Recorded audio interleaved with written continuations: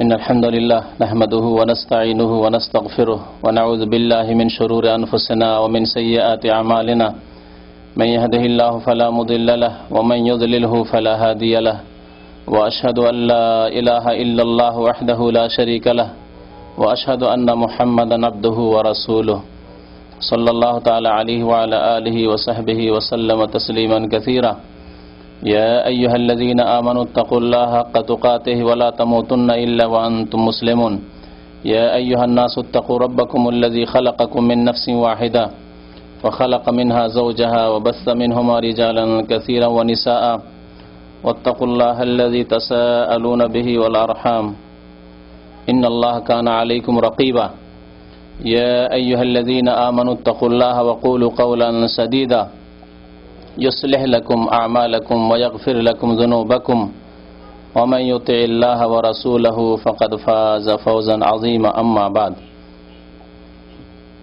فإن خير الحديث كتاب الله وخير الهدي هدي محمد صلى الله عليه وسلم وشر الأمور محدثاتها وكل محدثة بدعة وكل بدعة ضلالة وكل ضلالة في النار أعوذ بالله من الشيطان الرجيم بسم الله الرحمن الرحيم حتى إذا فتحت يأجوج ومأجوج وهم من كل حدب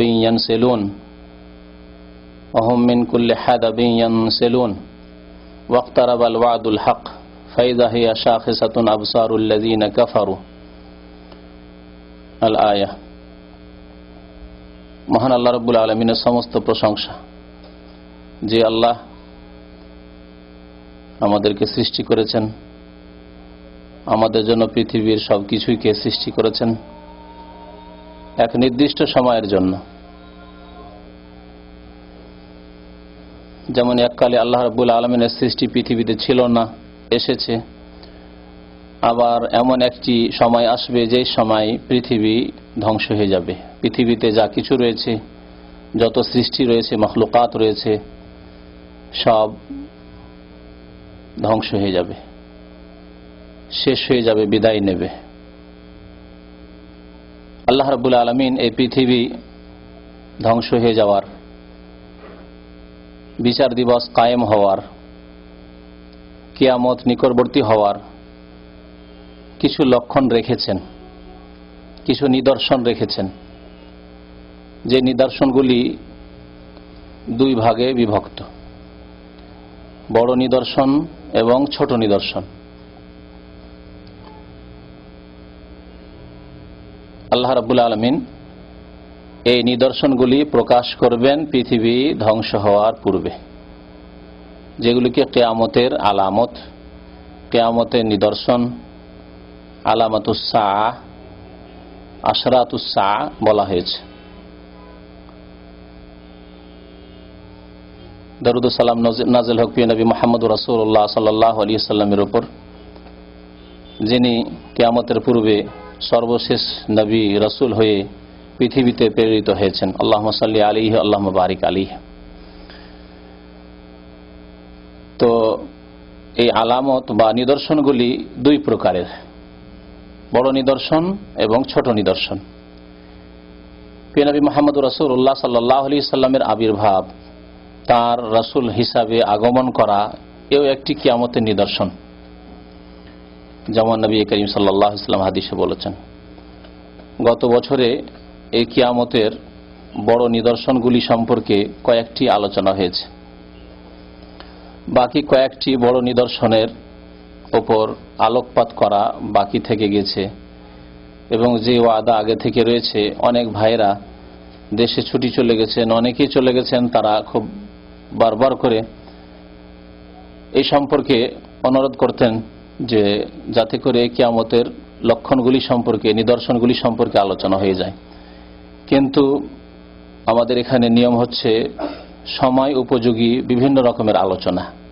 তো সময়কে লক্ষ্য করে পৃথিবীর অবস্থা, পৃথিবীর ঘটনাবলী এবং প্রত্যেক মাসে ইসলামের সাথে জড়িত যে বিষয়গুলি রয়েছে, সুন্নত হোক অথবা বিদআত হোক, করণীয় হোক অথবা বর্জনীয় হোক, সে সম্পর্কে আলোচনা করা জরুরি, যার ফলে একসাথে সবগুলি আলোচনা ধারাবাহিকভাবে করা সম্ভব হয়ে ওঠে না। নিশ্চয়ই বুঝতে পারছেন। করণীয় যেমন হজের মৌসুমে করণীয় কি, রমজান মাসে করণীয় কি, জিলহজ মাসে করণীয় কি, শাওয়াল মাসে করণীয় কি, এসবগুলি আলোচনা হচ্ছে। বর্জনীয় যেমন রবিউল আউয়াল মাসে ঈদে মিলাদুন নবী, শাবান মাসে শবে বরাত, এইসব আলোচনাকে উপেক্ষা করা যায় না। এইসব বিষয়গুলি এমন বিষয় যেসব বিষয় সম্পর্কে আলোচনা জরুরি। মানুষকে সৎ কাজের জন্য উৎসাহিত করার জন্য, সুন্নতকে আঁকড়ে ধরার ক্ষেত্রে স্মরণ করিয়ে দেওয়ার জন্য, এবং বিদআত থেকে, অনইসলামিক কাজগুলি থেকে, বর্জিত কাজগুলি থেকে সতর্ক করার উদ্দেশ্যে। তো আজকেও একটি কিয়ামতের লক্ষণ বা কিয়ামতের আলামত, কিয়ামতের নিদর্শন সম্পর্কে আলোচনা করব। বড় নিদর্শন। বেশ অনেকদিন আগে ছোট নিদর্শনগুলি সম্পর্কে বিস্তারিত আলোচনা হয়েছে। প্রায় এই ক্ষেত্রে 4-5টি ক্যাসেট রয়েছে কিয়ামতের ছোট ছোট আলামত বা নিদর্শন সম্পর্কে। বড় লক্ষণগুলির একটি লক্ষণ হচ্ছে বা একটি নিদর্শন হচ্ছে ইয়াজুজ মাজুজের আগমন। পৃথিবীতে ইয়াজুজ মাজুজ, আল্লাহ রাব্বুল আলামিন ইয়াজুজ ওয়া মাজুজ বলেছেন। ইয়াজুজ এবং মাজুজ একটি জাতির দুটি নাম, এইভাবে নাম এসেছে কোরআনে কারীমে। ইয়াজুজ এবং মাজুজের আগমন এ হচ্ছে কিয়ামতের একটি বড় লক্ষণ, আলামাতে কুবরা বলা হয়েছে। নবী করিম সাল্লাল্লাহু আলাইহি সাল্লাম প্রতীক্ষা করতে বলেছেন, কিয়ামতের আগে তোমরা কয়েকটি লক্ষণ প্রতীক্ষা করবে, তার মধ্যে একটি হচ্ছে ইয়াজুজ মাজুজের পৃথিবীতে আগমন। ইয়াজুজ মাজুজ সম্পর্কে কোরআনে কারীমে 2টি জায়গায় সংক্ষিপ্ত উল্লেখ এসেছে। ইয়াজুজ এবং মাজুজের এই নিদর্শন বা তাদের আগমন চিরসত্য, তাদের কথা কোরআনে কারীমে আলোচনা হয়েছে। যেমন 2টি জায়গায় বললাম, আয়াতগুলো ইনশাআল্লাহ আপনাদেরকে শোনাবো সংক্ষেপে হলেও। তাদের আলোচনা রয়েছে নবী করিম সাল্লাল্লাহু আলাইহি ওয়াসাল্লামের বহু হাদিসে, সহিহ বুখারী মুসলিমের হাদিসে রয়েছে, অন্যান্য হাদিসে রয়েছে। বিশেষ করে সহিহ মুসলিম শরীফ যদি খোলা যায় কিয়ামতের নিদর্শন সম্পর্কে, তাহলে বিস্তারিত ইয়াজুজ মাজুজ সম্পর্কে জানা যাবে। সবচেয়ে বেশি হাদিস রয়েছে মনে হচ্ছে সহিহ মুসলিম শরীফে। এই ইয়াজুজ মাজুজ কারা এবং তাদের সম্পর্কে নবী করিম সাল্লাল্লাহু আলাইহি ওয়াসাল্লাম কি বলেছেন, মহান আল্লাহ রাব্বুল আলামিন কোরআনে কতটুকু উল্লেখ করেছেন, ইয়াজুজ মাজুজ শব্দগুলি কোথা থেকে উদ্ভূত, কোত্থেকে শব্দগুলি এসেছে, বিভিন্ন দিক নিয়ে আজকে আলোচনা করবো ইনশাআল্লাহ খুব সংক্ষেপে। ইয়াজুজ মাজুজ সম্পর্কে, শব্দ সম্পর্কে শাব্দিক অর্থের ক্ষেত্রে 2টি মত রয়েছে। একটি মত হচ্ছে যে ইয়াজুজ মাজুজ শব্দগুলি আরবি শব্দ নয়, আজমি শব্দ। আজমি মানে আরবি ভাষা ছাড়া সারা পৃথিবীতে যত ভাষা আছে সমস্ত ভাষাকে আজমি ভাষা বলা হয়। কোরআনে কারীমে আল্লাহ রাব্বুল আলামিন ভাষাকে 2 ভাগে ভাগ করেছেন, আরাবিয়ুন ওয়া আজামি, আরবি ভাষা না আজামি ভাষা। কোরআনে কারীমকে আল্লাহ রাব্বুল বিলিসানিন আরাবিয়্যিম মুবিন, সুস্পষ্ট আরবি ভাষায় আল্লাহ রাব্বুল আলামিন কোরআন নাযিল করেছেন। ইন্না আনজালনাহু কুরআনান আরাবিয়্যা লাআল্লাকুম তাকিলুন। আল্লাহ আরব জাতিকে, মক্কার মুশরিকদেরকে, কুরাইশদেরকে সম্বোধন করে, বিশেষ করে প্রথম সম্বোধন মহান আল্লাহ যেহেতু তাদের মাঝে আল্লাহ রাসূল পাঠিয়েছেন, বাসাফিল উম্মাইনা রাসূলা, তাদেরকে সম্বোধন করে আল্লাহ বলছেন যে ইন্না আনজালনাহু কুরআনান আরাবিয়্যা, আমি নাযিল করেছি কোরআনকে আরবি ভাষায়, লাআল্লাকুম তাকিলুন, যাতে করে তোমরা সহজে উপলব্ধি করতে পারো, বুঝতে পারো। কারণ প্রথম দায়িত্ব তোমাদের উপর ন্যস্ত করা হয়েছে যে এই দাওয়াত গ্রহণ করো, এই দাওয়াতের সাথ দাও, এই ইসলামী দাওয়াতের সাহায্য সহযোগিতা করো, প্রিয় নবী মুহাম্মদ সাল্লাল্লাহু আলাইহি সাল্লাম যিনি আমার পক্ষ থেকে প্রেরিত হয়েছেন তার পাশে দাঁড়াও, এবং এই দিনকে সারা বিশ্বের মানুষের কাছে, যত ভাষাভাষী রয়েছে তাদের কাছে পৌঁছিয়ে দাও। লাআল্লাকুম তাকিলুন, তাহলে প্রথম যাদের ওপর এই দায়িত্ব ন্যস্ত করা হয়েছে, যাদেরকে সম্বোধন করা হয়েছে কোরআনে কারীম দিয়ে, তারাই যদি না বুঝতে পারতো তাহলে তারা কি করে গ্রহণ করত? বুঝে সুঝেও হিংসা বশত, শত্রুতার কারণে, বিভিন্ন কারণে তাদের অনেকেই হতভাগা হয়েছে, গ্রহণ করেনি এই সত্যের দাওয়াত, সত্যের ডাক। তো আল্লাহ রাব্বুল আলামিন তাই বলছেন লাআল্লাকুম তাকিলুন, আরবি ভাষা আল্লাহ নাযিল করেছেন। তো আরবি ছাড়া পৃথিবীর অন্যান্য ভাষাগুলিকে আজমি ভাষা বলা, অর্থাৎ অনারবি, আরবি নয়। তো কারো কারো মতে ইয়াজুজ মাজুজ শব্দটি হচ্ছে আজমি ভাষা, মানে আরবি নয়। যদি আরবি না হয় তাহলে এর অর্থের পিছনে আরবরা আর ছোটেননি যে এর অর্থ তাহলে কি। অর্থ হতে পারে তাদের ভাষায়, যাদের এই ভাষা। যেমন যদি একটি ভাষা উদাহরণ দিয়ে বলি বাংলা ভাষা না হয়, আরবি হলে আমরা জানার চেষ্টা করব, বা আমাদের মাঝে যারা আরবি শিক্ষিত, ইসলাম সম্পর্কে জ্ঞান রাখেন, তারা আরবি সম্পর্কে জ্ঞান রাখেন মোটামুটি আমাদের সমাজে, আমাদের দেশে, তাহলে ওই ভাষার ওই আরবি শব্দটির অর্থ জানার জন্য আমরা চেষ্টা করব। কিন্তু ভাষাটি যদি হয় তুরস্কের, ভাষাটি যদি হয় গ্রিকের, তাহলে হয়তো ওর পিছনে ভ্রুক্ষেপই করব না। একটি ভাষা কি অর্থ ও সব জানার অত প্রয়োজন মনে করব না। তো ঠিক তেমনি আরবরা বা ওলামায়ে কেরামরা যখন দেখেছেন কোন একটি শব্দ আরবি নয়, তখন ওর অর্থের পিছনে পড়েননি। জানার যেহেতু ব্যবস্থাপনা ছিল না, আন্তর্জাতিক এইরকম ব্যবস্থাপনা ছিল, যোগাযোগও ছিল না একটি কারণ। দ্বিতীয় হচ্ছে যে ওই রকম ডিকশনারিও ছিল না যে যাতে বিভিন্ন ভাষার সমাবেশ ঘটেছে আর সেখান থেকে জানা যাবে যে এর অর্থ হচ্ছে এই, আর এই ভাষাটি হচ্ছে অমুক ভাষা। জানার ব্যবস্থা ছিল না। সেই জন্য তারা এতটুকু বলে ক্ষান্ত হয়েছেন যে এই ভাষা ইয়াজুজ মাজুজ শব্দটি হচ্ছে আজমি ভাষা, মানে আরবি ভাষা নয়। এই একটি মত। আর কারো কারো মতে ইয়াজুজ মাজুজ শব্দটি হচ্ছে আরবি, আর এই শব্দ দুটি এর উৎপত্তি ঘটেছে আজ শব্দ থেকে, আলিফ জিম বা হামজা, শুদ্ধ করে বলতে হলে হামজা আর জিম। কারণ আলিফের ওপর যখন হরকত থাকে বা সাকিন থাকে, জজম থাকে, তখন ওকে আর আলিফ বলা হয় না, ওকে হামজা বলা হয়। এটি একটি গ্রামারের, কিরাতের বা আরবি ভাষা উচ্চারণের। আমাদের দেশে যে আছে আলিফ জার আ বাজার বা ভুল আসলে উচ্চারণটি, মক্তবে আমরা পড়েছি কি আলিফ জাবার আ, যেমনই জাবার দিয়ে দিলেন তখন হামজা হয়ে গেল, যেমনই জজম দিলেন, জবরজের পেশ দিলেন অথবা জজম দিলেন, তখন ওটা আলিফ থাকলো না। তাহলে আলিফ কোনটি? যেটিতে কোনো টান নেই, জজমও নেই, আর জবরজের পেশও নেই। সেটা অনেকেই বুঝে না, আর আমাদের দেশে ঝগড়া করে। এক হুজুর বলছে আলিফ জাবারা, আরেকজন বলছে হামজা জাবারা। আবার কি বলছে আলিফ খাড়া করে রেখা থাকলে আলিফ, তাহলে জাবার থাক আর জেরি থাক, ও আলিফ হিসেবে থাকলো। আর হামজা হামজার মতো লাস্টে যেটা আছে হামজা ইয়া ইয়া, আসলে ভুল। হামজা আলিফ ফের পার্থক্য হচ্ছে, যেমন মা আল্লাহ, লা লা বলছেন না, লা মানে কি না, তো এই লামের পরে যে আলিফ আছে লাম আলি জবাল্লা, এটা হচ্ছে আলিফ লাম, কারণ এতে জজমও নেই আর জের জবর পেশও নেই। কিন্তু যেখানে প্রথমে থাকবে তাকে একটু জবর জের পেশ দিতে হবে, অথবা টান দিয়ে জজম দিয়ে পড়বে, সেটা হামজা আলিফ নয়। তো যাই হোক, আজ শব্দ থেকে অর্থাৎ হামজা জিম এই শব্দ থেকে উৎপত্তি ইয়াজুজ আর মাজুজ। আজ থেকে ইয়াজুজ আর মাজুজ।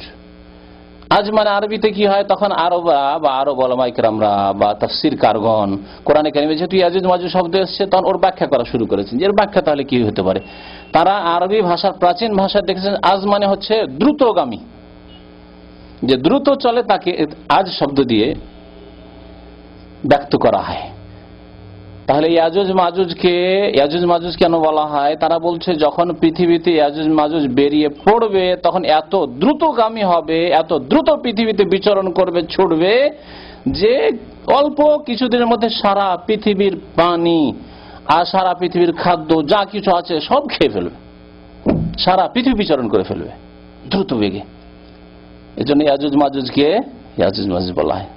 তাহলে ইয়াজুজ মাজুজের নামকরণও জানতে পারলাম যে ইয়াজুজ মাজুজকে ইয়াজুজ মাজুজ কেন বলা হয়। এই জন্য বলা হয় যে খুব দ্রুত ছুটবে পৃথিবীতে এবং সারা পৃথিবী খুব অল্প সময়ের মধ্যেই তারা বিচরণ করবে এবং ফিতনা ফাসাদ সৃষ্টি করবে খুব দ্রুত।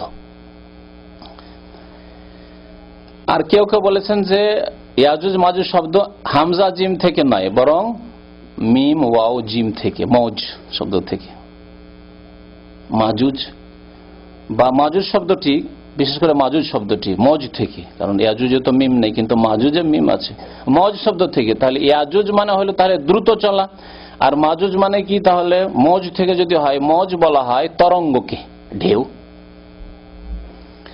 তাহলে ইয়াজুজ মাজুজ কেন বলা হয়? যেমন দ্রুত চলবে তেমন তাদের সংখ্যা এত বেশি, ইয়াজুজ মাজুজের সংখ্যা অল্প নয়, এত সংখ্যা বেশি যে তারা যখন ঝাঁপ দিয়ে পৃথিবীতে ছড়িয়ে পড়বে মনে হচ্ছে যে তরঙ্গের মতো চলে আসছে পৃথিবীতে। যেমন সমুদ্রের তরঙ্গ, নদীর তরঙ্গ, ঢেউ দেখেছেন কিভাবে লাফ দিয়ে উঁচা হয়ে আসে, ঠিক তেমনি সারা পৃথিবীতে তার তরঙ্গের মতো ছুটে আসবে। যেমন কোরআনে আল্লাহ রাব্বুল বলেছেন ওয়া তারাকনা বা'দাহুম ইয়াউমাইযিন ইয়ামুজু ফি বা'দ, আমি যখন ইয়াজুজ মাজুজকে পৃথিবীতে ছেড়ে দেব তখন সারা পৃথিবীতে মৌজের মতো অর্থাৎ তরঙ্গের মতো তারা বিচরণ শুরু করবে। তরঙ্গের মতো আমি তাদেরকে ছেড়ে দেবো। তারাকনা বাদহুম ইয়াওমাইযিন মওজুফি বাদ। তো এই অর্থগুলি প্রযোজ্য যদি আরবি ভাষা হয় ইয়াজুজ মাজুজ শব্দটি। ইয়াজুজ মাজুজের সৃষ্টি কোথা থেকে, সৃষ্টি কোথা থেকে? এই ক্ষেত্রে একটি মত আছে যে মতটি ইহুদি খ্রিস্টানদের কিতাব থেকে এসেছে। কাব আহবার একজন ইহুদি ছিলেন, মুসলমান হয়েছিলেন ওমর রাদিয়াল্লাহু তাআলা আনহুর জামানায়, তিনি মুসলমান হয়েছিলেন। তার ওমর রাদিয়াল্লাহু তাআলা আনহুর জামানায় যদি কেউ মুসলমান হয় তো সে সাহাবী কিনা? সাহাবী? সাহাবী নয়। তো এই কাব আহবার কিন্তু বড় পণ্ডিত ছিলেন। আহবার বলাই হয় বড় বড় পোপ পাদ্রী বা যারা ইহুদি নাসারাদের ধর্ম সম্পর্কে জ্ঞানী তাদেরকে। তো কাব আহবার মুসলমান হয়েছিলেন, তার কাছে বিগত জ্ঞান ছিল তাওরাত ইনজিলের, বাইবেলের যথেষ্ট জ্ঞান ছিল। তারপরে ইসলাম সম্পর্কে, কোরআন হাদিস সম্পর্কে পড়াশোনা করে ভালো জ্ঞান হাসিল করলেন। জ্ঞানী মানুষ দ্রুত জ্ঞান হাসিল করতে পারে। কোন মানুষ যদি এক ভাষার পণ্ডিত থাকে তাহলে আরেক ভাষা সম্পর্কে জানা খুব সহজ, ঠিক কিনা? যদি কোনো মানুষ এক ধর্ম সম্পর্কে জ্ঞানী থাকে তাহলে আরেক ধর্ম সম্পর্কে তার জানা খুব সহজ, দ্রুত সে কোর্স কমপ্লিট করে নিতে পারবে বা শিক্ষা সে হাসিল করে নিতে পারবে। তো তাওরাত ইনজিল সম্পর্কে তার কাছে যথেষ্ট জ্ঞান ছিল। ইসলামে আসার পরে আবার কোরআন হাদিস সম্পর্কে ভালো জ্ঞান হাসিল। কিন্তু দুই জ্ঞান, ওই বিগত যে জ্ঞান ছিল ইহুদি নাসারাদের কিতাবের জ্ঞান, সেই জ্ঞানে অনেক বাতিলের সংমিশ্রণ ছিল, ভিত্তিহীন কিসসা কাহিনীর সংমিশ্রণ ছিল। যেহেতু বাইবেল তাওরাত ইনজিল তাদের বিকৃত হয়ে গেছে, সব বিকৃত কিতাব, কিসসা কাহিনীতে ভর্তি হয়ে গেছে। আল্লাহ রাব্বুল আলামিন নাযিলকৃত অরিজিনাল কিতাব থেকে যায়নি। অনেক কিছুর সংযোজন ঘটে গিয়েছিল, সংমিশ্রণ ঘটে গিয়েছিল মানুষের তৈরি করা, মানুষের কথা, কিসসা কাহিনী ইত্যাদি। তো ওই যে মগজে ঢোকানো ছিল পুরনো কিসসা কাহিনী, অনেক জাল কথাবার্তা, ভিত্তিহীন উদ্ভট কথাবার্তা, আর পরে ইসলামের কথাও ঢুকলো, দুটি সংমিশ্রণে জগা খিচড়ি খানিতে হয়ে গেল। হ্যাঁ, এমন খিচড়ি হলো যে তারপরে তাফসির যখন তিনি করা শুরু করলেন, তাফসির করতে গিয়ে, কোরআন সুন্নাহ ভিত্তিক তাফসির করতে গিয়ে ওই বাইবেলের কিসসা কাহিনী, তাওরাত ইনজিলের উদ্ভট কিসসা কাহিনীও ঢুকিয়ে দেন। এইভাবে এই কাব আহবারের মাধ্যমে অনেক ইসরায়েলি রিওয়ায়াত, যেটাকে বলা হয় তাফসিরের ক্ষেত্রে, পুরনো যুগের কিসসা কাহিনী বা পুরনো যুগের কিতাবাদির কিসসা কাহিনীর অনুপ্রবেশ ঘটেছে তাফসিরের কিতাবাদিতে। এই জন্য তাফসিরের কিতাবাদি পড়তে গিয়ে আলফাল ইউসুফ জুলেখার কিসসাতে অনেক অবান্তর ভিত্তিহীন কথাবার্তা রয়েছে, দাউদ আলাইহিস সালামের কিসসা কাহিনীতে অনেক ভিত্তিহীন কথাবার্তা রয়েছে, সুলাইমান আলাইহিস সালামের কিসসাতে অনেক ভিত্তিহীন কথাবার্তা রয়েছে। যাক, ওদিকে যাচ্ছেন, এখন ফিরে আসি।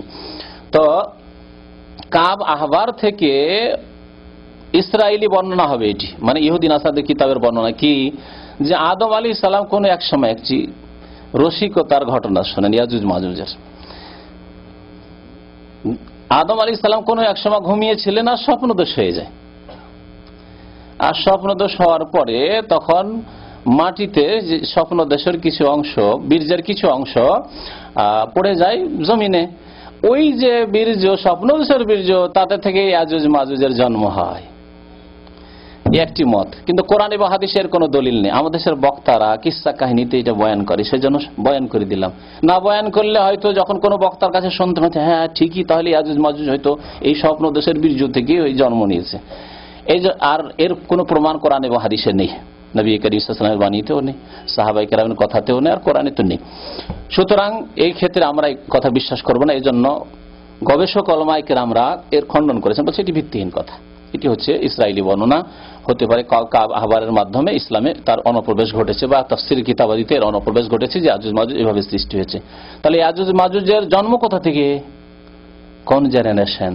এই ক্ষেত্রে সঠিক কথা হচ্ছে যে নূহ আলাইহিস সালামের কয়েকজন ছেলে ছিলেন। একটা ধ্বংস হয়েছে, তার নাম কি বলতে পারেন? কেনান। যদিও নামগুলি সম্পর্কে আল্লাহ ভালো জানেন, কিন্তু এই তাফসীর কিতাবে এই নামগুলি এসছে, ওগুলিও এসছে, নামগুলিও এসছে আপনার কোন কোরআন এবং হাদিসের মাধ্যমে নয়। এই নামগুলিও পুরনো যুগের কিতাবাদি থেকে এসেছে।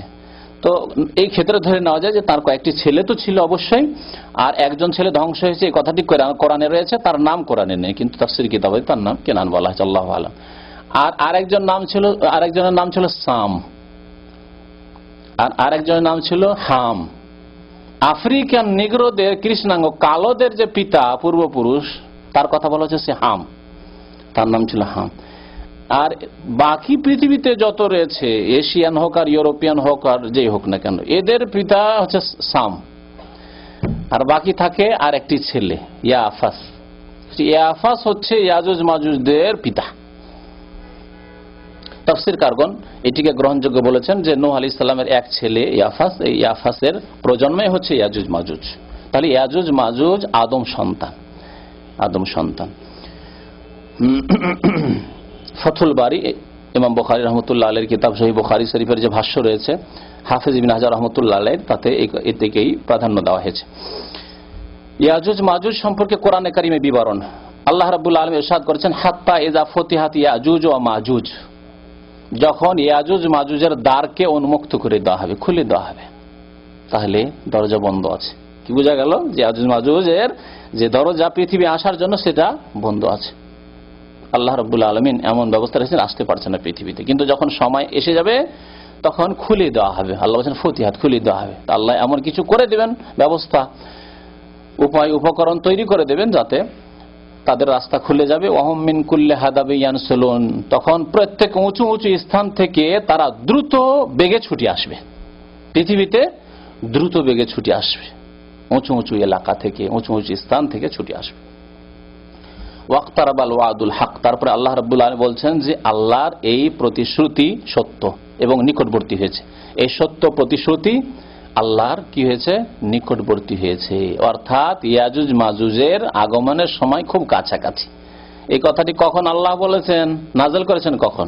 আল্লাহ রাব্বুল আলামিন তো লওহে মাহফুজে লিখে রেখেছেন, কিন্তু এই কথাটি নাযিল করেছেন কখন? রাসূলুল্লাহ সাল্লাল্লাহু আলাইহি সাল্লামের উপর। কতদিন আগে? 1400 বছর আগে। 1400 বছর পার হয়ে চলে গেছে। এখন তাহলে কত ঘনিয়ে এসেছে সময়, চিন্তা করুন। আল্লাহ তখন বলছেন ওয়াক্তারাবাল ওয়াদুল হক ফাইযা হিয়া শাক, পৃথিবীর বয়সের তুলনায় সময়ের নিকটে। তাহলে বুঝে পৃথিবীর বয়স অনেক বেশি, 10,000, 15,000, 20,000 হতে পারে। তো পৃথিবীর যে বিগত বয়স রয়েছে তার তুলনায় নবী করিম সাল্লাল্লাহু আলাইহি ওয়াসাল্লামের জামানা থেকে বাকি যে সময়টুকু রয়েছে এটি হচ্ছে কি অত্যন্ত নিকটে। তাই আল্লাহ বলছেন ওয়াক্তারাবাল ওয়াদুল হক, এই সত্য প্রতিশ্রুতির সময় ঘনিয়ে এসেছে। ফাইযা হিয়া শাখিসাতুন আবসারুল্লাযিনা কাফারু, যখন ইয়াজুজ মাজুজের সময় চলে আসবে তখন যারা কাফের তাদের দৃষ্টি কি হয়ে যাবে? থেমে যাবে, অর্থাৎ হতভম্ব, আর উপায় নেই, সময় শেষ, একেবারে শেষ সময়ের দিকে এই অবস্থা হবে। ফাইযা হিয়া শাখিসাতুন আবসারুল্লাযিনা কাফারু, তওবার দরজা বন্ধ হওয়ার সময় খুব ঘনিয়ে চলে এসেছে। ইয়া ওয়াইলানা কাদ কুননা ফি গাফলাতিন মিন হাযা, যদি এখানে বলা হয়নি যে কোন সময়, কিন্তু এই সময় সম্পর্কে নবী করিম সাল্লাল্লাহু আলাইহি ওয়াসাল্লাম বলেছেন। আর এই যে আলামতগুলি, বড় বড় লক্ষণগুলি, কিয়ামতের বা নিদর্শনগুলি যখন আসা আরম্ভ হবে তখন একের পর এক, যেমন একটি হাদিস এর আগে শুনেছিলেন, একের পর এক আসতে থাকবে। কেমন? যেমন আপনি এই দিয়ে কাঠি দিয়ে যদি একটা মালা তৈরি করেন, কাঠি দিয়ে মালা তৈরি করেন আর সুতোটা আপনার ছিঁড়ে যায় মালার, তাহলে ছিঁড়ে গেলে তারপরে যে দানাগুলি, কাঠিগুলি পড়তে থাকবে, থামবে কি না? একটার পর একটা আপনার খসে পড়তেই থাকবে আপনার সুতো থেকে। ঠিকই তেমনই নবী করিম সাল্লাল্লাহু আলাইহি ওয়াসাল্লাম বলেছেন কিয়ামতের নিদর্শনগুলি ওইরকম একের পর এক আসতে থাকবে। তাহলে তারপরে পরেই আর অন্যটা আসবে, তারপরে পরেই যখন পশ্চিম দিক থেকে সূর্য উদয় হয়ে যাবে তখন তওবার দরজা বন্ধ হয়ে যাবে। আল্লাহ রাব্বুল আলামিন হয়তো ওই সময়ের দিকে ইঙ্গিত করেছেন এখানে, ফাইযা হিয়া শাখিসাতুন আবসারুল্লাযিনা কাফারু, কাফেরদের দৃষ্টি সেই সময় থেমে যাবে, হতভম্ব, হাই কি হলো, হাই কি হলো অবস্থা হয়ে যাবে, হাই হাই অবস্থা হয়ে যাবে। হঠাৎ করে সামান্য সামান্য মাত্রায় যদি ভূমিকম্প শুরু হয় তো হাই হাই কি হলো, হাই হাই শুরু হয়ে যাবে। আর এমন ছোটাছুটি শুরু হয়ে যাবে যেটা এই রকমের দৃশ্য কেউ যদি দেখে থাকেন ভূমিকম্প, তাহলে হয়তো বুঝতে পারবেন। যে সময় কোন একটি পানি জাহাজ ধ্বংস হয়ে ডুবে যাচ্ছে বা উড়ো জাহাজ ধ্বংস হয়ে যাচ্ছে আর ধ্বংসের মুখে পতিত, সেই সময় মানুষের অবস্থা হাই হাই হাই হাই কি হলো, কি অবস্থা হতে পারে কল্পনা করেন। তো কাফেরদের অবস্থা সেই সময়ই হবে। ফাইযা হিয়া শাখিসাতুন আবসারুল্লাযিনা কাফারু ইয়া ওয়াইলানা কাদ কুননা ফি গাফলাতিন মিন হাযা, তখন বলে হায় আমাদের ধ্বংস হোক, পতন হোক, আমরা অত্যন্ত গাফিলতিতে ছিলাম এর পূর্বে। বাল কুননা যালিমিন, বরং আমরা শুধু গাফিল নই, আমরা অত্যন্ত বড় অত্যাচারী ছিলাম, জালেম ছিলাম, নিজের উপর জুলুম করেছি, সমাজের উপর জুলুম করেছি, মানুষের উপর জুলুম করেছি, পাপ লিপ্ত হয়ে জুলুম করেছি। সূরা আম্বিয়া আয়াত নম্বর 96-97। তাহলে সূরা আম্বিয়া আল্লাহ রাব্বুল আলামিন ইয়াজুজ মাজুজের কথা উল্লেখ করেছেন। ইয়াজুজ মাজুজের কথা কোরআনে কারিমে আরো কয়েকটি আয়াতে আল্লাহ রাব্বুল আলামিন উল্লেখ করেছেন, যেখানে ইয়াজুজ মাজুজের কিসসার সাথে সাথে আর বিস্তারিত ঘটনা বর্ণনা করা হয়েছে। আপনার সিকান্দার যে বাদশাহ আলেকজান্ডার, তো এর কথা উল্লেখ করা হয়েছে সূরা কাহফে বিস্তারিত। এই বাদশাহ এত শক্তিশালী ছিলেন এবং প্রভাবশালী ছিলেন যে তিনি সারা বিশ্বের সেই যুগে যতগুলি এলাকায় মানুষ বসবাস করে অধিকাংশ এলাকায় বিস্তার লাভ করেছিলেন তিনি। কোরআনে কারিমের ঘটনা উল্লেখ করার অর্থ এই না যে সারা বিশ্ব ভ্রমণ করেছেন, যেমন অনেকে বলে থাকে যে সারা বিশ্ব ভ্রমণ করেছিলেন। না, সারা বিশ্ব ভ্রমণ নয়, বরং যেসব এলাকায় জনমানুষ বসবাস করত সেসব এলাকায় তিনি সফর করেছেন এবং এমন এমন দেশে এমন এমন জায়গায় পৌঁছেছেন যাদের ভাষা তিনি মোটেই বুঝছেন না। এই ঘটনা আল্লাহ রাব্বুল আলামিন কোরআনে কারিমে বর্ণনা যুলকারনাইন, দুই সিং বিশিষ্ট রাজা বাদশার কথা। কাফেররা জিজ্ঞাসা করেছিল, ইহুদিরা শিখিয়ে দিয়েছিল, ইহুদিদের কাছে বিগত জ্ঞান ছিল যে যুলকারনাইন কোন এক বাদশাহ রাজা এর আগে চলে গেছে। যদি মুহাম্মদ সাল্লাল্লাহু আলাইহি ওয়াসাল্লাম সত্যি সত্যি রাসূল হন তাহলে বলতে পারবেন। মক্কার কাফেরদেরকে কয়েকটি প্রশ্ন শিখিয়ে দিয়েছে, 3টি প্রশ্নের কথা বলা হয়েছে হাদিসে। 3টি প্রশ্ন, একটি ওই গুহাওয়ালাদের সম্পর্কে কাহাফওয়ালা সূরাতুল কাহাফ ওদের জন্য নাযিল করা হয়েছে। একটি আত্মা সম্পর্কে ইয়াসআলুনাকা আনির রূহ, আল্লাহ আত্মা সম্পর্কে জিজ্ঞাসা করছে তোমাকে। আর একটি প্রশ্ন করা হয়েছে ইয়াসআলুনাকা আন যিল কারনাইন।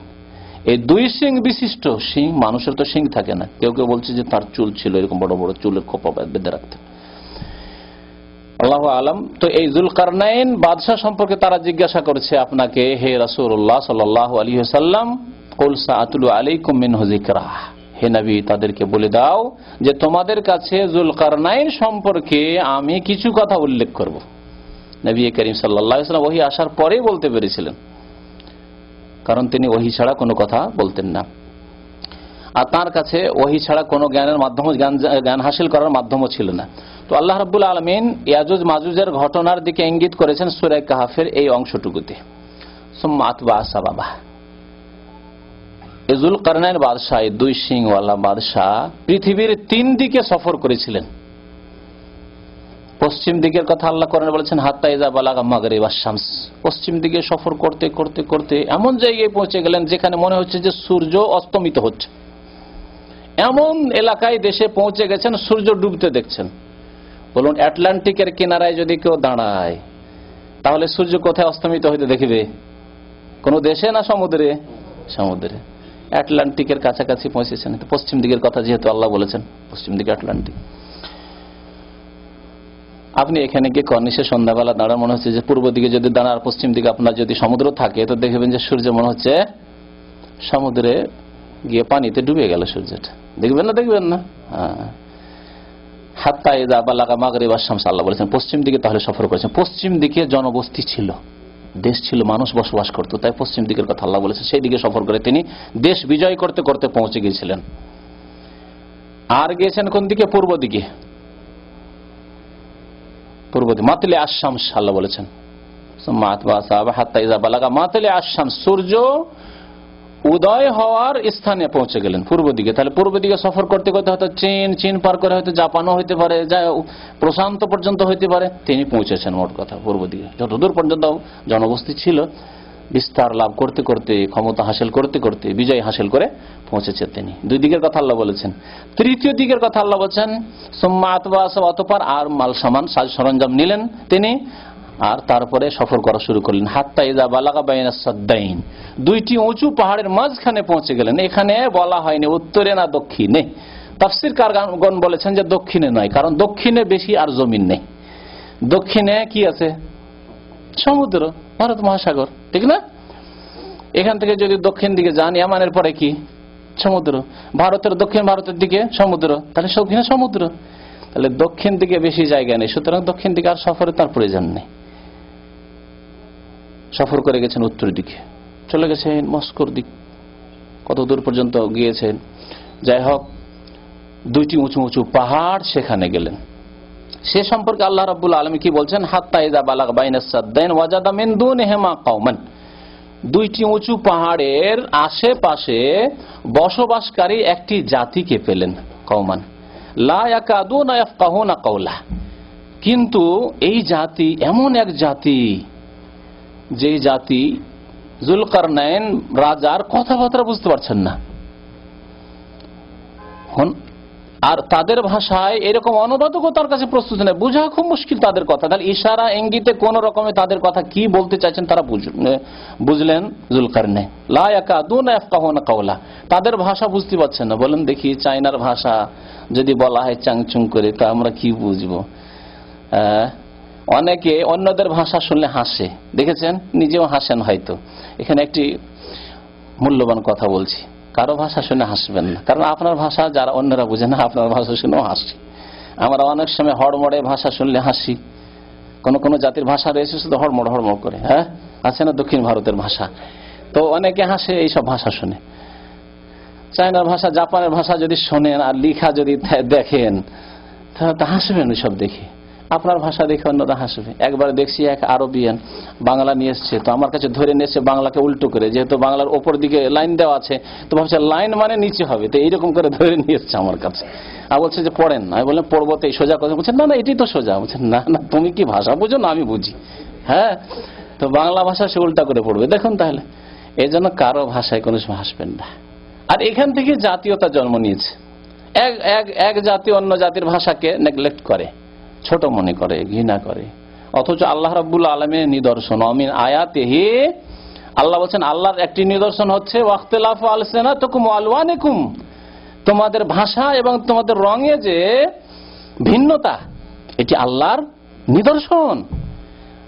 আল্লাহ যে সর্বশক্তিমান, আল্লাহ যে কুদরতে কামেলার মালিক, আল্লাহ যে আলিমুন কাদির, তার বহিঃপ্রকাশ। এটি জাতীয়তার জন্য নয়, এটি মহব্বত, ভালোবাসা, শত্রুতার ভিত্তি বুনিয়াদ বানাবার জন্য নয়।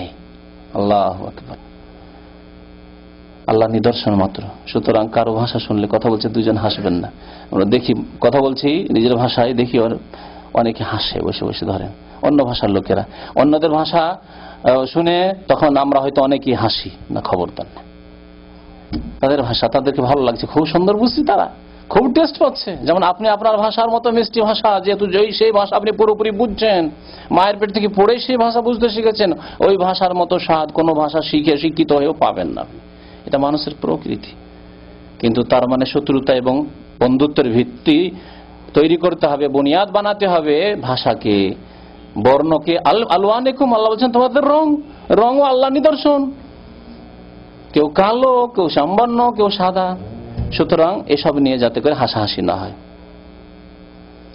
একজন আফ্রিকান, ভারত উপমহাদেশে কেউ আফ্রিকান দেখেনি, দেশে যদি আমাদের আফ্রিকান কেউ চলে যায় তাহলে কি হাসা শুরু হবে? না, মোটেই না।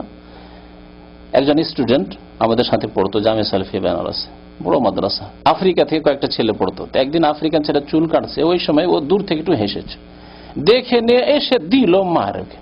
ওর মনে হলো যে আমার এই চুল দেখে, চুল তো বুঝতে পারছেন তাদের চুল কেমন, ঘোঙরুলো চুল আর কি নরম নরম চুল, তো দিল মার। তারপরে বিচার গেল, কিন্তু হবে কি, মার খাওয়ার তো খেয়েই নিল, না হাসলে তো এটা হতো না। তো যাই হোক, কথা হচ্ছে যে কারো ভাষা, কারো রং নিয়ে হাসতে নেই। এই আল্লাহর নিদর্শন, আল্লাহ রাব্বুল আলামিনের কুদরত, ক্ষমতার বহিঃপ্রকাশ। তো আল্লাহ রাব্বুল কি বলছেন, লা ইয়াকাদুনা ইয়াফকাহুনা কাওলা, এমন এক জাতির দেশে পৌঁছে গেলেন যুলকারনাইন বাদশাহ, যে তার ভাষা বুঝতে সক্ষমই হচ্ছে না। বড় চেষ্টা করে কোন রকম তাদের কথা বুঝলেন, কিছু বুঝাবার চেষ্টা করলেন। কালু ইয়া যুলকারনাইন, সেই এলাকার লোকেরা কি বলল, হে যুলকারনাইন, ইন্না ইয়াজুজ ওয়া মাজুজ মুফসিদুনা ফিল আরদ, আমাদের দেশে ইয়াজুজ মাজুজ বড় ফিতনা, ফাসাদ, বিপর্যয় সৃষ্টি করে রেখেছে, অশান্তি সৃষ্টি করে রেখেছে। বিপর্যয়, ফাসাদ কাকে বলা? অশান্তি, অশান্তি সৃষ্টি করে রেখেছে।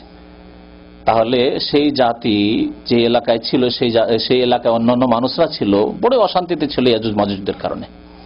ইন্না ইয়াজুজ মাজুজ মুফসিদুনা ফিল আরদ ফাহাল নাজআলু লাকা খারজান আলা আন তাজআলা বাইনানা ওয়া বাইনাহুম সাদ্দা, তাহলে আপনি তো মাশাআল্লাহ বড়ই শক্তিশালী একজন রাজা, দেশের নেতা, আর আপনি দেশ বিজয় করে এত দূর পৌঁছে গেছেন আমাদের দেশে, তাহলে আপনাকে আমরা কিছু ট্যাক্স দেব, কর দেব।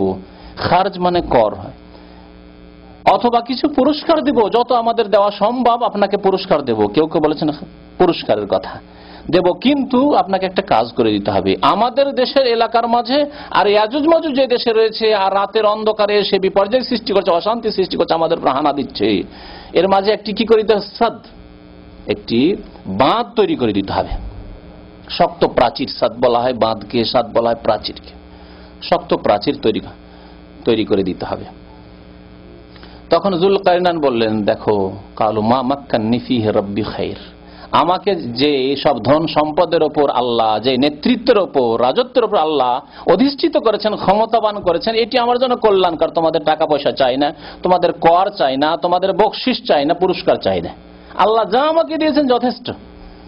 একজন মুমিন বান্দার কথা, লোভী নয়, যা আসছে আসতে দাও। না না না, আজকাল পেট ভরছে কি? পেট ভরছে না মানুষের। কিন্তু তিনি কি বলছেন? মা মাক্কান্নি ফিহি রাব্বি খাইর ফাআইনুনি বিকুওয়া, তবে একটি কাজ করো, তোমাদের এই শান্তির ব্যবস্থা করে দেবো, তোমাদের যে অত্যাচার জুলম হচ্ছে ইয়াজুজ মাজুজের পক্ষ থেকে, এটা ইনশাআল্লাহ দূর হয়ে যাবে। কিন্তু তোমাদের যতটুকু ক্ষমতা আছে এই ক্ষমতা দিয়ে আমার সাহায্য করো কাজে। এই বাঁধ প্রাচীর তৈরি করব, সাহায্য। ফাআইনুনি বিকুওয়া আজআল বাইনাকুম ওয়া বাইনাহুম রাদমা, তোমাদের মাঝে আর তাদের মাঝে আমি একটি শক্ত সুদৃঢ় প্রাচীর তৈরি করে দেব। তারপরে তিনি বললেন, আতুনি জোবার আল হাদিদ, নিয়ে এসো, লোহার পাত নিয়ে এসো। তারপরে নিয়ে আসার পরে দুই পাহাড়ের মাঝখান দিয়ে ইয়াজুজ মাজুজ এসে আক্রমণ করত।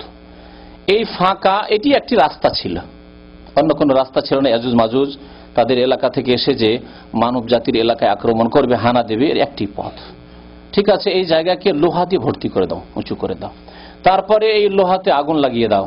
কালান ফখু হাত্তা ইযা জাআলাহু নারা, তারপরে তোমরা তার হাঁপড়ে ফুঁক দিতে থাকো, আগুন লাগিয়ে ফুঁক দিতে থাকো, ফুঁক দিতে থাকো, আর এই লোহাকে খুব জ্বালাও। হাত্তা ইযা জাআলাহু নারা, আগুন লাল হয়ে গেল সেই লোহাগুলি। কালা আতুনি উফরিগ আলাইহি কিতরা, তারপরে বলা হলো পিতল নিয়ে এসে পিতলকে গলিয়ে এর উপর ঢালাই করে দেবো আমি পিতল দিয়ে। আতুনি উফরিগ আলাইহি কিতরা। তো আল্লাহ রাব্বুল আলামিন এই ঘটনা সূরা কাহফ আয়াত নম্বর 93, 92 থেকে 99 পর্যন্ত বিস্তারিত বর্ণনা করেছেন। যাই হোক, এই ছিল কোরআনে ইয়াজুজ মাজুজের ঘটনা। তাহলে ইয়াজুজ মাজুজের আগমন সত্য, কোরআনে কারিমে রয়েছে। নবী করিম সাল্লাল্লাহু আলাইহি ওয়াসাল্লামের হাদিস, এই ক্ষেত্রে বহু হাদিস রয়েছে। এমনকি মুহাদ্দিসিন বলেছেন ইয়াজুজ মাজুজ সম্পর্কে যতগুলি হাদিস রয়েছে, হাদিসগুলি মুতাওয়াতিরের পর্যায় পর্যন্ত পৌঁছে যাচ্ছে। আর কোরআনে কারিমে যেহেতু এর উল্লেখ রয়েছে, সুতরাং ইয়াজুজ মাজুজের অস্বীকার করা কুফরি শামিল, কোরআনের অস্বীকারের শামিল হয়ে যাবে। নবী করিম সাল্লাল্লাহু আলাইহি ওয়াসাল্লাম থেকে বর্ণনা করেছেন উম্মুল মুমিনিন উম্মে হাবিবা রাদিয়াল্লাহু তাআলা আনহা। উম্মে হাবিবা কার মেয়ে বলতে পারেন?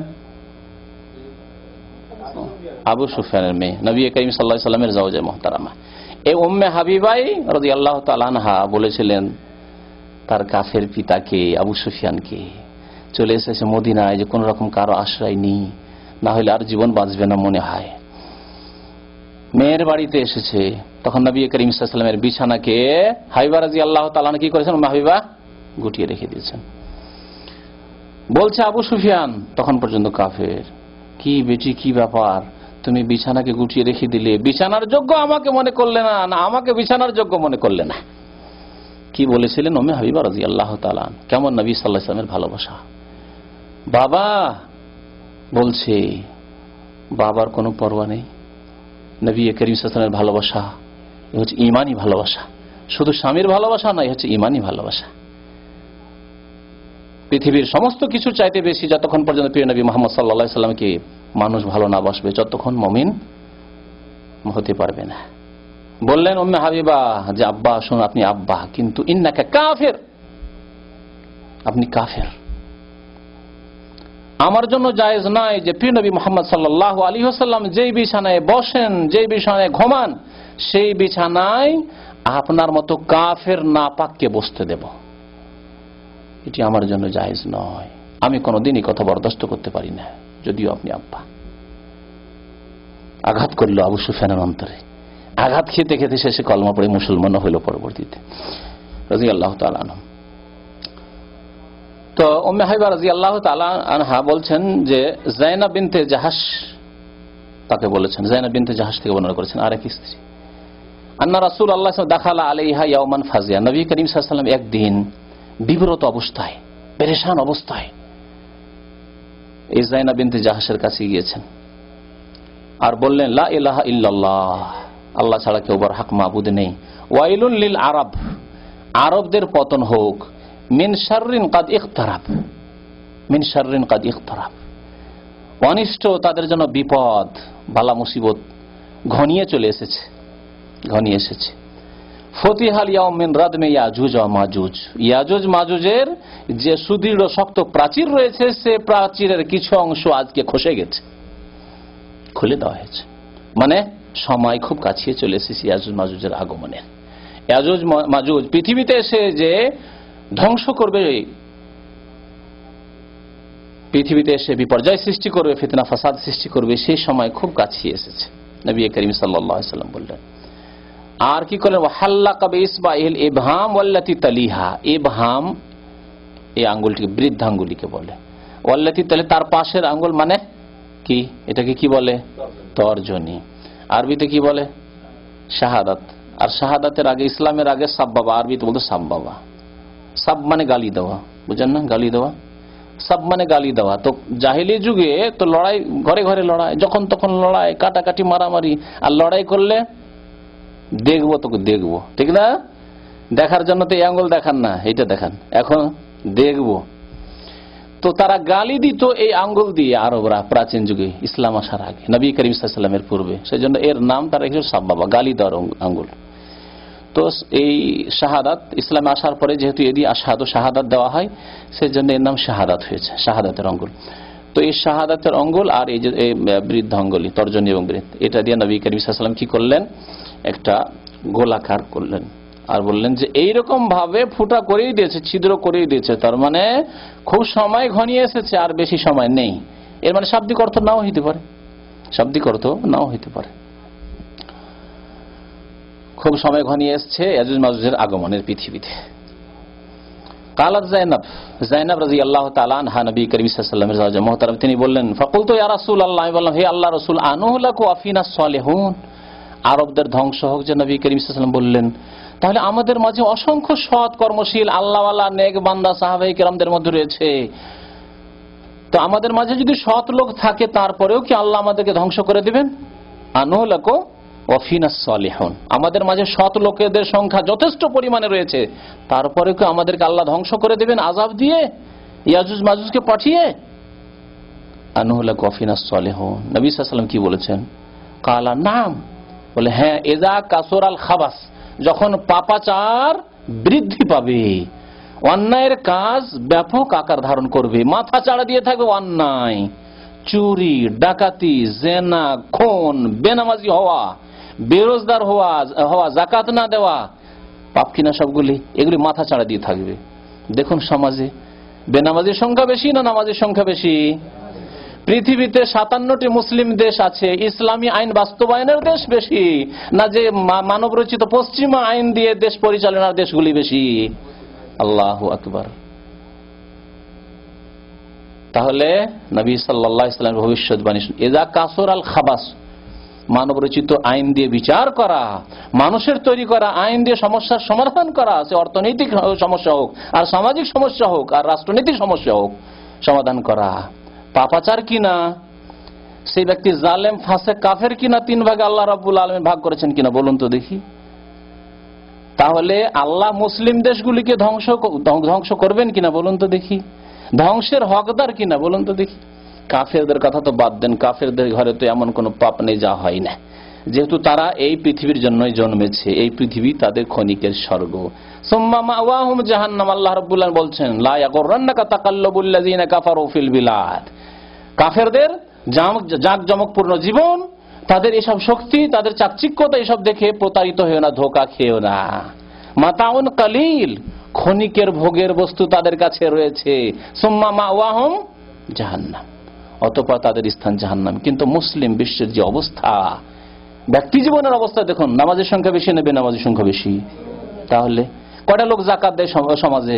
দেখুন তো দেখি, দেশে গিয়ে হিসাব করেন যে কয়জন লোক গ্রামে জাকাত দেয়।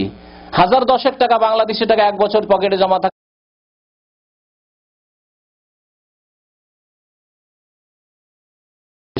দেশে গিয়ে হিসাব করেন যে কয়জন লোক গ্রামে জাকাত দেয়। 1010 টাকা বাংলাদেশি টাকা 1 বছর পকেটে জমা থাকলে, ব্যাংকে থাকলে জাকাত লাগে। কয়জন লোক জাকাত দেয়? ফকির বেড়েই চলেছে, সমস্যা, অর্থনৈতিক সমস্যার সমাধান হচ্ছে না। কেন? মুসলিমদের নাম, নবী সাল্লাল্লাহু আলাইহি ওয়াসাল্লাম বলেছেন, নাম ইজা কাসুরাল খাবাস, যখন পাপাচার অন্যায় কাজ পৃথিবীতে বেড়ে যাবে, তখন আল্লাহ পৃথিবীতে সৎ লোক থাকা সত্ত্বেও কি করবেন? ধ্বংস করে দেবেন। আচ্ছা, পাপাচার অন্যায়ের কাজ মাথা চাড়া দিয়ে থাকবে কখন? সৎ লোক থাকলে কি থাকবে? সৎ লোক থাকলেও পাপ মাথা চাড়া দিয়ে থাকবে। সৎ লোককে আরবিতে কি বলে? একটি ভালো পয়েন্ট আপনাদেরকে বলে দিচ্ছি আজকে। সৎ লোককে কি বলে আরবিতে? সালেহ। এখানে হাদিসে কি বলা হয়েছে? আনুহুলাকু আফিনা সালেহুন, বহুবচন জামা বলা হয়েছে। সালেহিন নেক বান্দা থাকলেও কি আল্লাহ ধ্বংস করে দেবেন আমাদেরকে? তাহলে সালেহ থাকলে আল্লাহর আযাব থেকে বাঁচা যাবে না যদি পাপ মাথা চাড়া দিয়ে থাকে, মানব রচিত আইন মাথা চাড়া দিয়ে থাকে, অন্যায় কাজ মাথা চাড়া দিয়ে থাকে, বেনামাজি মাথা চাড়া দিয়ে থাকে। নামাজি শুধু লুকিয়ে লুকিয়ে বলতে পারে, রাস্তায় বসে আসি বেনামাজি, বলাও যাচ্ছে না, বললেও সমস্যা, চুপচাপ নামাজ পড়ে চলে আসি। কি অবস্থা বলুন দেখি আমাদের। তাহলে মাথা চাড়িয়ে দিয়ে আসে বেনামাজি, নেতা হচ্ছে বেনামাজি, সমস্ত নেতৃত্বে চেয়ারম্যান থেকে শুরু করে ওপর পর্যন্ত এমপি পালন। গণেন তো কতটা এমপি নামাজি পাবেন আপনি, পার্সেন্টেজে নিয়ে আসেন। 5 ওয়াক্ত কায়েমে নামাজি, ফজর নামাজ পড়ে, খোঁজ করেন যে কটা এমপি আছে ফজর নামাজ পড়ে। আল্লাহু আকবার। তাহলে সালেহীন সমাজে বহু আছে, লক্ষ লক্ষ আল্লাহর নেক বান্দা বাংলার জমিনে আছে, কিন্তু তারপর ইজা কাসুরাল খাবাস, যখন পাপাচার মাথা চাড়া দিয়ে দেবে, তখন আল্লাহ পৃথিবীকে ধ্বংস করে দেবেন ও পৃথিবীর বিভিন্ন দেশকে ধ্বংস করে দেবেন। তবে কখন আল্লাহ ধ্বংস করবেন না? যখন মুসলেহ থাকবে। সালেহ আর মুসলেহের পার্থক্য শুনে নেন। সালেহ মানে নিজে সৎ, আর মুসলেহ মানে রিফর্মার, সংস্কারক, সংশোধনকারী, দায়ী, সত্যকে প্রচার করে, সৎ কাজের আদেশ দান করে, অসৎ কাজ থেকে বাধা দেওয়ার চেষ্টা করে, যেভাবে হোক না কেন, বল প্রয়োগ করে হলে বল প্রয়োগ করে, না হলে কথার দ্বারা, না হলে অন্তর থেকে পাপকে, পাপীদেরকে ঘৃণা করে। আজকে পাপীদের সাথে একাকার হয়ে গেছি আমরা। আমাদের বিবাহ সাহিত্যে নামাজি বেনামাজির কোনো পার্থক্য নেই। জামাই চয়েস করতে গিয়ে বোনের জন্য, মেয়ের জন্য বেনামাজি নামাজের কোনো পার্থক্য নেই। তার ইনকাম কেমন আছে, সার্ভিস হোল্ডার কিনা, বিদেশে চাকরি করে কত টাকা বেতন পায়, তার ইনকাম সোর্স ব্যবসায়ী কিনা, পুঁজিপতি কিনা, ইত্যাদি, বাড়িঘর টাউনে সিটিতে আছে কিনা, সব দেখা হচ্ছে। কোথায় আছি আমরা? তাহলে সালেহ সমাজে আছে কিন্তু মুসলেহ নেই, যার ফলে আল্লাহর আযাব আসছে। এই কথাটি নিজের পক্ষ থেকে না, কোরআনে কারীম আল্লাহ রাব্বুল বলেছেন যে অতক্ষণ পর্যন্ত কোন জনপদকে, কোন দেশকে, কোন জাতিকে আমি হালাক করব না, ধ্বংস করব না, ও ইল্লা ওয়া আহলুহা মুসলিহুন, যদি সেখানকার অধিবাসীরা কি হয়, কোরআনের ভাষা মুসলিহ যদি হয়, তারা সংস্কারক হয়, সংশোধন করছে। নামাজ পড়ে না কিছু লোক, কিন্তু লেগে আছে নামাজের শিক্ষা দিতে। কিছু লোক কবর মাজার পূজা করছে, কিন্তু কিছু লোক কবর মাজার পূজার বিরুদ্ধে বলতে আছে। কিছু লোক পীর মুরিদির ব্যবসা, পেটের ব্যবসা করছে, কিন্তু কিছু লোক পীর মুরিদির বিরুদ্ধে বলতে আছে। এরা হচ্ছে সংস্কারক, মুসলেহ। জি, মুসলেহ। আর যারা নীরব, ওদেরকে পীর পূজা করতে দাও, ওরা মাজার পূজা করুক, আমরা আমাদের কাজ করি, আমরা আল্লাহ বিল্লাহ করি, এরা সালেহ। আমরা চিল্লা দিতে থাকি, সালেহ, কি মুসলেহ নন। মুসলেহ হতে হবে, সংস্কার করতে হবে, সংশোধন করতে হবে। ইল্লা ওয়া আহলুহা মুসলিহুন ওয়া মা কুননা মুহলিকিল কুরা, কোন জনপদকে আমি ধ্বংস করে দেব না যতক্ষণ পর্যন্ত তারা ইসলাহ করতে রয়েছে। ইসলাহ থেকে মুসলেহ। তাহলে সংশোধন করতে থাকতে হবে। আর সংশোধন নিজের বাড়ি থেকে শুরু করতে হবে। স্ত্রী সংশোধন করবেন, স্ত্রী স্বামী সংশোধনের চেষ্টা করবে, ছেলে মেয়েদের সংশোধন করবেন, ভাই বোনদের সংশোধন করবেন, আত্মীয় স্বজনদের শ্বশুর বাড়ি গেলে সেখানে সংশোধন করবেন, সংস্কার করবেন। আপনি আত্মীয় স্বজনদের ঘরে ঘরে গিয়ে সংশোধন করবেন, গ্রামবাসীর সংশোধন করবেন, নামাজির সংখ্যা বাড়াবেন, ধার্মিকদের সংখ্যা বাড়াবেন, দিন শিক্ষা যারা শিখতে আগ্রহী এদের সংখ্যা বাড়াবেন, দিনের সাথে জড়িত করবেন, দিনের শিক্ষার সাথে জড়িত করবেন। এ হচ্ছে মুসলেহ। তাহলে শুধু সালাহ থাকলে হবে না, ইসলাহ থাকতে হবে। সালাহ আর ইসলাহ, সালাহ মানে নিজে ভালো, আর ইসলাহ মানে অন্যকে ভালো করার জন্য প্রয়াস চালানো, চেষ্টা চালা। অন্যকে ভালো করার জন্য চেষ্টা যদি চালাতে থাকি তো আল্লাহ রাব্বুল আলামিন কোনোদিন ধ্বংস করবেন না। ভালো করে জেনে রাখবেন, আজকে পৃথিবীতে এইরকম শক্তি যা সংশোধনের জন্য, সংস্কারের জন্য লেগে আছে, এরকম শক্তি নেই মুসলিমদের কাছে, যার ফলে আল্লাহর পক্ষ থেকে এইসব আযাব, বালা, মুসিবত, কাফের এসে দখল করে নিছে। এই দেশটি একবার গিলে নিল, তারপর আরেকটা দেশ গিলে নিল, আরেকটি দেশের জন্য সে তাকিয়ে দেখছে খুব টুকটুক করে যে কখন এটাও গিলে নেওয়া যায়। এই অবস্থা, এই জন্য মুসলেহ নেই, সেই জন্য মুসলেহের অভাব হয়ে গেছে, মুসলেহের সংখ্যা বাড়াতে হবে। তো এই ছিল একটি হাদিস যে পাপ যখন বেড়ে যাবে তখন আল্লাহ ধ্বংস করে দেবেন, শত লোক থাকলেও। সহিহ বুখারীতে এই হাদিস রয়েছে। সহিহ বুখারীতে আরেকটি হাদিস রয়েছে, আবু সাঈদ খুদরী রাদিয়াল্লাহু তাআলা আনহু বলছেন দ্বিতীয় হাদিসে ইয়াজুজ মাজুজ সম্পর্কে, মহান আল্লাহ বলছেন, ইয়া আদম, আদম আলাইহিস সালামকে আল্লাহ ডেকে বলছেন, ফায়াকুলু লাব্বাইক ওয়া সা'দাইক ওয়াল খায়রু ফি ইয়াদাইক। আল্লাহ রাব্বুল আদম আলাইহিস সালামকে বলছেন এই ঘটনা ঘটবে কিয়ামতের দিনে। আল্লাহ রাব্বুল আলামিন আদম আলাইহিস সালামকে ডাকবেন, কেন?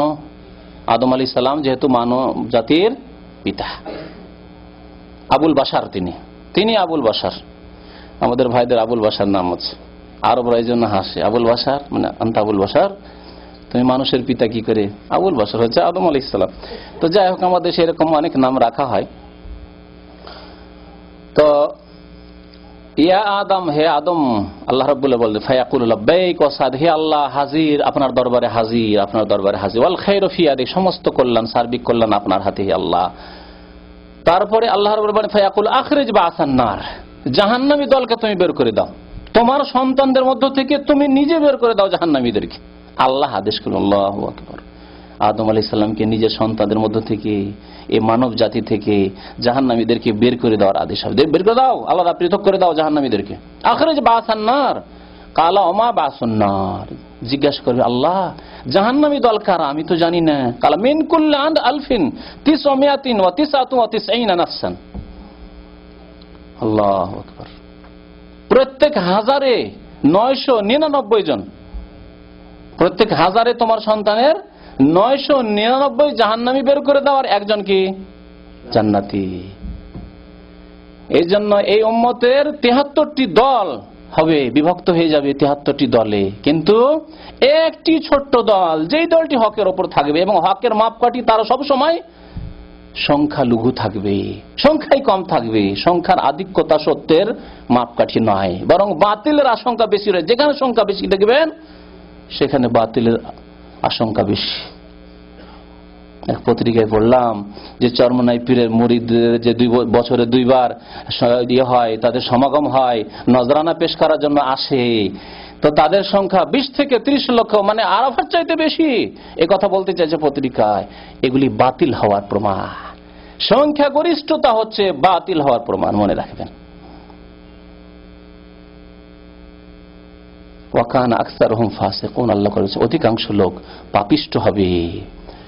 ওয়ালাবিত্তাবাল হাক্কু আহওয়াহুম লাফাসাদাতিস সামাওয়াতু ওয়াল আরদ, সংখ্যাগরিষ্ঠদের যদি মনের বাসনার অনুসরণ হতো, আল্লাহ রাব্বুল বহু জায়গায় আকসার আকসার করে বলেছেন, বহু আয়াত রয়েছে প্রসঙ্গে, সেদিকে যাচ্ছি না। তো সংখ্যাগরিষ্ঠতা দেখে ধোঁকা খাবেন না, একটি কথা মনে রাখবেন, বরং সংখ্যাগরিষ্ঠ দেখলে জানতে হবে যে এখানে কোনো ব্যাপার স্যাপার থাকতে পারে, এখানে জিজ্ঞাসা চিহ্ন থাকতে পারে। কি জিজ্ঞাসা চিহ্ন? আপনাকে তদন্ত করতে হবে, ব্যাপারটা কি, এত সংখ্যায় বেশি কেন, এত ব্যাপার স্যাপার কি, এত হইচই কেন, এখানে গোলমাল আছে কিছু। আর অল্প যদি থাকে তাহলে সম্ভাবনা বেশি আছে সত্য হওয়ার। বলছি না যে সবসময় অল্প হলেই যে হক হবে, তাও না, কিন্তু অল্প হলে জানতে হবে যে এখানে সত্য হওয়ার সম্ভাবনা বেশি রয়েছে। তো আল্লাহ রাব্বুল আলামিন কি বলছেন? 999 জনকে বের করে দাও জাহান্নামের জন্য, আর একজন জান্নাতি। একটি দল যেমন জান্নাতে যাবে নবী করিম সাল্লাল্লাহু আলাইহি ওয়াসাল্লামের উম্মতের, বাকি 72টি জাহান্নামে যাবে বলছিলাম। তারপরে ফাইনদাহু, নবী করিম সাল্লাল্লাহু আলাইহি ওয়াসাল্লাম বলছেন ফাইনদাহু ইয়াশিবুস সাগীর, সেই সময়, যেই সময় কিয়ামতের মাঠে বলা হবে 999 জন জাহান্নামে, একজন হাজারে জান্নাতে। তখন যে শিশু ছিল, বালক ছিল, তার চুল দাড়ি পেকে সাদা হয়ে যাবে, বৃদ্ধ হয়ে যাবে। আল্লাহু আকবার। এই কথাটি কেমন? যেমন আমরা বলি যে চিন্তায় দাড়ি মোচ পেকে গেল, বলি না আমরা? এই চিন্তায়, মানসিক চিন্তায়, ভাইদের চিন্তায়, ছেলে মেয়ের চিন্তায় কি হলো? চুল দাড়ি পেকে গেল আমার। চুল দাড়ি পাকুক আর নাই পাকুক, তারপরে বলে এই কথা। চুল দাড়ি হয়তো সময় মতো পেকেছে, তার চিন্তার কারণে পাকেনি, কিন্তু কথা বলে কি বলে না? নবী করিম সাল্লাল্লাহু আলাইহি ওয়াসাল্লাম, তার মানে মুসিবতটা কেমন হবে সেই সব মানুষের, কি অবস্থা হবে সেই সময়, বিচলিত কেমন হবে, কেমন পরেশান হয়ে যাবে মানুষ সেই সময়। একজন বালকের চুল সাদা হয়ে যাবে। আর আর সেই সময় যদি গর্ভধারণকারিণী কোন মহিলা থাকতো, তাহলে সে গর্ভপাত করে দিত, অজান্তে টের পেত না যে আমার গর্ভপাত হয়ে যাচ্ছে। অথচ গর্ভপাত কেউ যদি বলে যে অমুকের ছেলে, অমুক মহিলার ছেলে ভূমিষ্ঠ হয়েছে বা মেয়ে হয়েছে, সন্তান জন্ম নিয়েছে, টের পায়নি সে, অথচ সচেতন অবস্থায় আছে, অজ্ঞান অবস্থায় না, মানে বেহুশ হয়ে, সেন্সলেস নয়। বিশ্বাস করবেন কি? প্রসব বেদনা আছে কিনা? আল্লাহু আকবার, প্রসব বেদনা যখন চিন্তা করে যে না আর মরণ ছাড়া আর কিছু নাই, মহিলাদের ওই সময়টুকু মরণ ছাড়া আর কিছু সামনে নজরে আসে না। আল্লাহু আকবার। তারপরে অনেক মহিলা বেনামাজি, ফাসেকা, সংশোধন করে না, মরণ চোখের সামনে আসলেও তারপরেও সংশোধন হয়নি। আল্লাহু আকবার। তো নবী কারীম সাল্লাল্লাহু আলাইহি ওয়াসাল্লাম বলছেন, সেই সময় যদি কোনো গর্ভধারণকারিণী মহিলা থাকে, হতে পারে পৃথিবীতে ওই অবস্থাটা, কিন্তু কিয়ামতের মাঠে পুনরুত্থান যখন হবে তখন তো এই অবস্থা থাকবে না যে কারো পেটে বাচ্চা থাকবে, এরকম তো হবে না। কিন্তু যদি থাকতো, সাপোজ ধরে নেন, তাহলে কি হতো? অজান্তে গর্ভপাত হয়ে যেত। ওয়াতারান নাসা সুকারা, এবং কিয়ামতে সমস্ত মানুষকে কিয়ামতের মাঠে দেখবে নেশাগ্রস্ত অবস্থায়। যেমন নেশাগ্রস্ত থাকলে কোনো হোশ দিশা থাকে না, নেশা লেগে থাকলে, কাকু মদ খেয়ে আছে, কেউ বেহুশ হয়ে রয়েছে, ওমাহুম বেসুকারা, অথচ নেশাগ্রস্ত তারা নয়, ওয়ালাকিন্না আযাবাল্লাহি শাদীদ। কিন্তু কারণ কি এইরকম নেশাগ্রস্তের মতো মানুষের অবস্থা হবে? কি কারণ? যে আল্লাহর আযাব যে বড় শক্ত হবে, আর কি অবস্থা আর সৃষ্টি হবে কিয়ামতের মাঠে, সেই জন্য এই অবস্থা হবে। তারপরে নবী করিম সাল্লাল্লাহু আলাইহি ওয়াসাল্লামকে সাহাবারা জিজ্ঞাসা করলেন, ওয়া আইয়ুনা যালিকাল ওয়াহিদ, ইয়া রাসূলুল্লাহ, ওই হাজারে যে একজন জান্নাতি, আমাদের কি হবে? সাহাবারও ভয় পেয়ে গেছেন, হাজারে একজন যদি জান্নাতে যায় তাহলে তো গেলাম আমরা, তাহলে আমাদের মধ্যে কেউ, হাজারে একজন কে জান্নাতে যাবে, এই ভাগ্যবান কে হবে? নবী করিম সাল্লাল্লাহু আলাইহি ওয়াসাল্লাম একটি সুসংবাদ দিলেন, আবশিরু, তোমরা সুসংবাদ নাও, ফাইন্না মিনকুম রাজুলান, তোমাদের মধ্যে থেকে একজন, 999 জন যে জাহান্নামে, এখন এর মধ্যে পার্সেন্টেজ আসে, তোমাদের মধ্য থেকে 999 যে জাহান্নামী, তার মধ্যে একজন, ওয়ামিন ইয়াজুজ মাজুজ আলফ, এবং ইয়াজুজ মাজুজের মধ্য থেকে 1000। তো জাহান্নামী যারা হবে তাদের 1000 ইয়াজুজ মাজুজ, আর একজন ইয়াজুজ মাজুজ ছাড়া অন্য মানুষ জাহান্নামে যাবে। তাহলে কত জনসংখ্যা পৃথিবীতে হবে যে তারপরে আল্লাহ রাব্বুল আলামিন জাহান্নামকে ভর্তি করবেন, ওয়ালাকিন হাক্কাল কাউলু মিন্নী লাআমলাআন্না জাহান্নামা মিনাল জিন্নাতি ওয়ান নাসি আজমাইন। এবং অধিকাংশ মানুষ কুফর, শিরক এবং পাপাচারের কারণে জাহান্নামে যাবে। তো এই হাদিস দ্বারা জানতে পারা গেল যে ইয়াজুজ মাজুজ একটি জাতি রয়েছে এবং তারাই সব জাহান্নামী হবে। তাদের 1000 জাহান্নামী, আর একটি হবে জাহান্নামী অন্যান্য আদম সন্তান। ইয়াজুজ মাজুজকে ঘিরে দেওয়া হয়েছে প্রাচীর দিয়ে, শক্ত প্রাচীর দিয়ে, যার কথা একটু আগে কোরআনে কারীমের আয়াত থেকে বলেছি। এই ক্ষেত্রে যুলকারনাইন বাদশার কথা আপনাদেরকে বললাম। ইয়াজুজ মাজুজ আসবে, এই একটি বিষয়। ইয়াজুজ মাজুজ আসবে না এসে গেছে, এই একটি বিষয় প্রশ্ন। কোন কোন বিশেষজ্ঞদের মতে, কোন কোন পণ্ডিতদের মতে, স্কলারদের মতে, আলেমদের মতে ইয়াজুজ মাজুজ এসে গেছে। এরকম দুটি মত আপনাদেরকে শোনাচ্ছি, নতুন যুগের মত। তার মধ্যে একজন হচ্ছেন সাইয়্যিদ কুতুব রাহমাতুল্লাহ আলাইহি, মিশরের একজন বড় জ্ঞানী আলেম ছিলেন, চিন্তাবিদ ছিলেন। তিনি, তার প্রসিদ্ধ তাফসির হচ্ছে জিলালুল কোরআন, ফি জিলালিল কোরআন। তো তিনি এই তাফসির করতে গিয়ে লিখেছেন যে ইয়াজুজ মাজুজ চলে এসেছে, ইয়াজুজ মাজুজ চলে এসেছে, পৃথিবীতে আগমন করেছে। তারা কারা? তিনি বলছেন যে 656 হিজরিতে, এখন কত? 1427, 26ই ধরে আছেন, 1427 এখন, তাহলে 656, তাহলে 8 6 14, প্রায় 800 বছর আগে, 656 হিজরিতে বাগদাদের উপর যে তাতারিদের আক্রমণ হয়েছিল, তাতারিদের আক্রমণ হয়েছিল, আর তারা আক্রমণ করে যে ইসলামী খেলাফত, আব্বাসী খেলাফত ছিল তা ধ্বংস করেছিল এবং মানুষকে এত বেশি খুন করেছিল যে খুনে, তাদের রক্তে যে নদীগুলি, তাজিলা, ফুরাত, এসব নদীর পানি লাল হয়ে গেছিল রক্তের মতো। এবং বাগদাদে কোনো জায়গায় পা দেওয়ার জায়গা ছিল না, এত বেশি লাশ পড়েছিল। আর শুধু বাগদাদের উপর তারা হানা দিয়ে আসেন, মঙ্গোলিয়া থেকে তারা এসেছিল এই তাতারিরা। এই তাতারিদের পরবর্তী জেনারেশন হচ্ছে, প্রজন্ম হচ্ছে মোগলরা, যে মোগলরা কাছাকাছি 700-800 বছর গিয়ে ভারত উপমহাদেশে রাজত্ব করেছে। মোগলদের কথা জানে বাবর, আকবর, হ্যাঁ, আওরঙ্গজেব।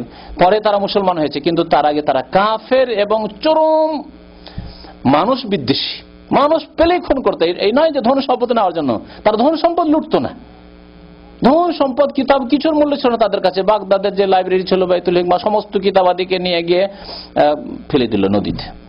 কোনো কিছুর মূল্য ছিল না তাদের কাছে। শুধু তারা রক্তের পিপাসু, খুনের পিপাসু। খুন করতো, চলে যেত, দেশের পর দেশ খুন করতো আর চলে যেত। যখন ইরাক, বাগদাদ সব শেষ করা হয়ে গেল, তখন শাম দেশে দিয়ে গেল। শাম দেশে গিয়ে চরম তারা ফিতনা ফাসাদ সৃষ্টি করলো। কত যে খুন করলো এইভাবে এই মুসলিম বিশ্বে সেই যুগের।